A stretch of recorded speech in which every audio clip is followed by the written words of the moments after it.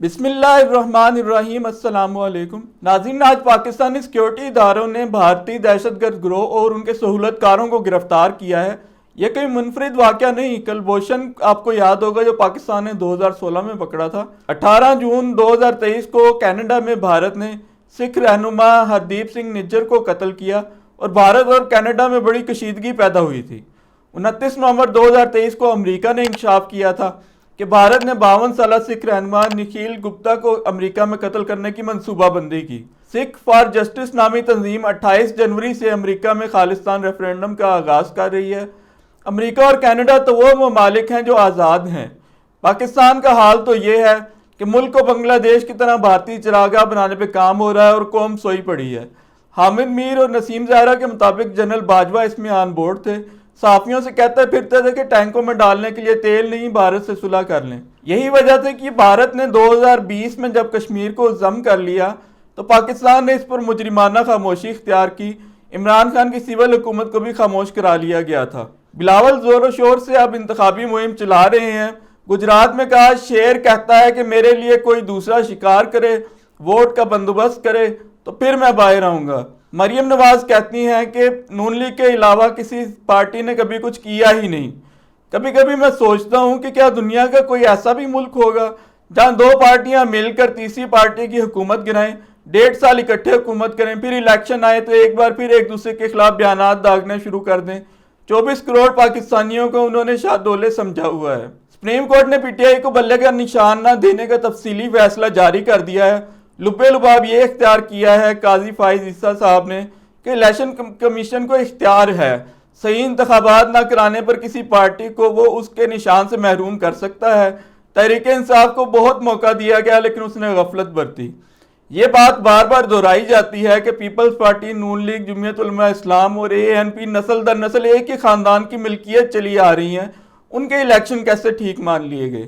اس فیصلے میں یہ بھی ڈسکس نہیں کیا گیا کہ تحریک انصاف کے مرکزی رہنما تو اس وقت گرفتار تھے یا اسٹیبلشمنٹ کی یلغار سے بچنے کے لیے روپوش تھے، الیکشن وہ کیسے کراتے۔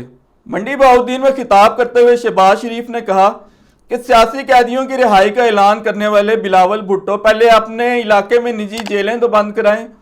یہ بات درست ہے کہ سندھ میں وڈیروں نے نجی جیلیں بنائی ہوئی ہیں، انسانوں کو وہاں انسان نہیں سمجھا جاتا، لیکن یہ بات بھی درست ہے کہ زرداری صاحب کے دور میں سیاسی انتقام نہیں لیا گیا۔ میڈیا کو بھی آزادی تھی کہ جتنی تنقید کرنی ہے کر لے۔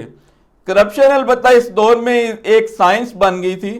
شہباز شریف صاحب نے پھر وہی داستان بیان کی کہ پاکستان ترقی کر رہا تھا، قیمتیں بہت کم تھی تو نواز شریف کا تختہ الٹ دیا گیا۔ شہباز شریف صاحب کو تو چاہیے کہ پہلے اپنی 1.5 سال حکومت کا تو حساب دیں۔ نون لیگ کا تو بیانیہ ہی یہی تھا کہ شہباز شریف کے لیول کا ایڈمنسٹریٹر اس دنیا میں ہے ہی نہیں، لیکن اپنے 1.5 سال میں انہوں نے ملک کو تباہ کر کے رکھ دیا۔ ڈالر اور تیل کی قیمتیں 300 سے بھی بڑھ گئیں جو ان کے اقتدار میں آنے سے پہلے 150 پونے 200 پر تھیں۔ شہباز شریف آج بھی سینہ تان کے جلسوں سے خطاب کرتے پھر رہے ہیں، بندہ پوچھے چھاچ بولے سو بولے، چھلنی بھی بولے جس میں 100 چھید۔ کل عالمی عدالت انصاف جنوبی افریقہ کی طرف سے اسرائیل کے خلاف نسل کشی کے مقدمے کا فیصلہ سنائے گی۔ 17 ججوں کے پینل نے یہ فیصلہ سنانا ہے۔ یہ فیصلہ حتمی نہیں ہوگا، البتہ عدالت غزہ میں جنگ روکنے سے متعلق ہنگامی اقدامات کے بارے میں فیصلہ سنا سکتی ہے۔ اس وقت پوری دنیا تک کہ امریکہ میں بھی آوازیں اٹھ رہی ہیں کہ اسرائیل یہ کیا کر رہا ہے۔ کیا کوئی ملک حالت جنگ میں بھی ہسپتالوں کو تباہ کرتا ہے؟ اقوام متحدہ کا عملہ، ڈاکٹرز اور دوسرا طبی عملہ سب مارے گئے ہیں۔ ایسے واقعات رونما ہوئے کہ نومولود بچوں کی طبی امداد بند کر کے عملے کو بھگا دیا گیا اور بچے تڑپ تڑپ کے مر گئے۔ یہ رویہ اختیار کر کے اسرائیل سب اقوام کو دشمن کر رہا ہے۔ یہ رویہ کوئی انہوں نے پہلی بار اختیار نہیں کیا، تاریخی طور پر ہمیشہ انہوں نے حق کے دفاع کے نام پر یہی کچھ کیا اور پھر نتیجے میں تباہی اور بربادی کے شکار ہوئے جب سب اقوام ان کے خلاف ہو گئی۔ حضرت عیسیٰ علیہ السلام اور رسالت مآب صلی اللہ علیہ وآلہ وسلم کی انہوں نے آخری سانس تک مخالفت کی، نتیجے میں تباہی اور بربادی کا شکار ہوئے۔ ہمیشہ انہوں نے دنیا فتح کی لیکن خدائی منصوبے سے ٹکر مول لی اور تباہ و برباد ہو گئی۔ غزہ کے اس جنگ میں سعودیوں سمیت عرب ننگے ہوئے، یمن اور جنوبی افریقہ سرخرو ہوئے۔ غزہ کے جنگجوؤں نے ایک نئی تاریخ رقم کی۔ سابق صدر زرداری نے کہا ہے کہ بلاول بھٹو کا 10 نکاتی ایجنڈا ملک کی تقدیر بدل دے گا، حالانکہ بلاول کی ترقی میں سب سے بڑی رکاوٹ زرداری صاحب خود ہیں۔ بلاول اگر وزیر اعظم بن جائے تو زرداری صاحب ملک کی ہر اہم تقرری بیچیں گے، جیسے پہلے فریال تالپور کے ساتھ مل کر بیچتے رہے ہیں۔ بینظیر کے لیے بھی زرداری صاحب ایک بہت بڑا بوجھ ثابت ہوئے تھے۔ بی بی سمجھدار تھیں تو زرداری صاحب کو پارٹی اور ملک کے معاملات سے الگ کر کے بیرون ملک بٹھا دیا تھا اور ان کا خرچہ پانی لگا دیا تھا۔ بی بی کے پاس زرداری صاحب کا منحوس سایہ پیپلز پارٹی کو کھا گیا اور پورے ملک سے وہ سندھ میں سکڑ کے رہ گئی۔ صرف 10 نکات کا اعلان کر دینا ویسے کافی نہیں ہوتا۔ اچانک ایسا کون سا خزانہ نکل آیا ہے کہ بلاول وزیر اعظم بن کر 300 یونٹ بجلی مفت میں دیں گے؟ سندھ میں کتنے یونٹ مفت وہ دے رہے ہیں اس ٹائم؟ اس طرح تو 2013 کے انتخابات میں نواز شریف صاحب نے یہ اعلان کر ڈالا تھا کہ برسر اقتدار آ کر کراچی سے لے کر پشاور تک بلٹ ٹرین چلا دیں گے۔ کہاں گئی وہ بلٹ ٹرین؟ الیکشن کمیشن نے آرمڈ فورسز کے لیے الیکشن کا ضابطہ اخلاق جاری کر دیا ہے۔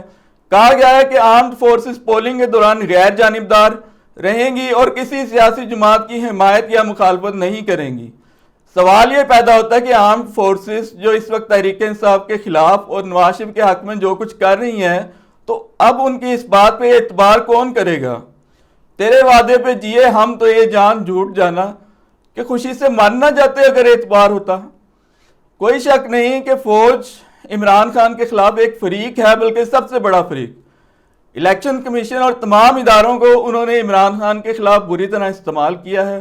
پولیس اور عدالتیں یرغمال ہیں۔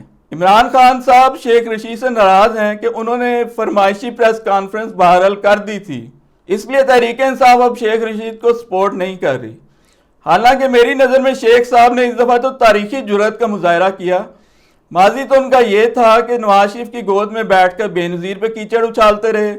نواز شریف صاحب گئے تو ان کے دشمن جنرل مشرف کے ہراول سپاہی بن گئے۔